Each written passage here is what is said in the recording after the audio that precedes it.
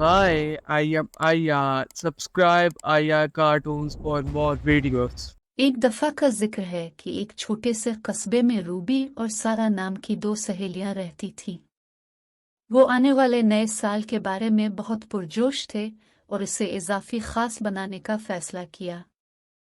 जैसे ही घड़ी आधी रात की तरफ टुक रही थी, रूबी और सारा को एक शानदार ख्याल आया। उन्होंने वे खुशी का जार बनाने का फैसला किया। इस जादुई जार में वो इन तमाम खुशगवार लम्हात और अच्छे कामों को लिखेंगे जिनका उन्होंने साल भर तजुर्बा किया था।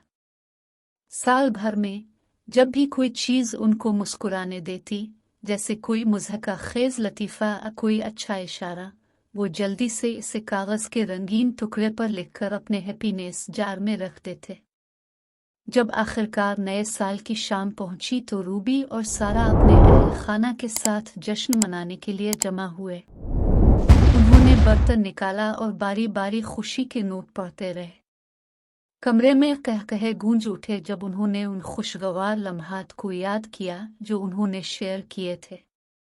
जैसे ही वो पढ़ते हैं, कुछ जादुई हुआ। गर्मजोशी और मोहब्बत से भरा हुआ कमरा, और सब ने इस खुशी के लिए शुक्रगुजार महसूस किया जो उन्होंने एक साथ महसूस की थी।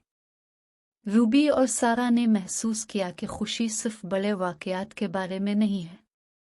ये छोटे रोज़मर्रा के लम्हात में भी पाया जाता है जिन्हें हम अक्सर नज़रअंदाज कर देते हैं। कहानी का अखलाक यह है कि जैसे ही हम नए साल में कदम रखते हैं, आइए खुशी के छोटे लम्हात को याद रखना, अपने इर्द गिर्द के लोगों की तारीफ करना और जहां भी जाएं हमदर्दी फैलाना याद रखें। रूबी और सारा की तरह आइए अपना हैप्पीनेस जार बनाएं, इसे उन सादा लेकिन कीमती लम्हात से भरें जो जिंदगी को वाकई शानदार बनाते हैं। नया साल मुबारक हो।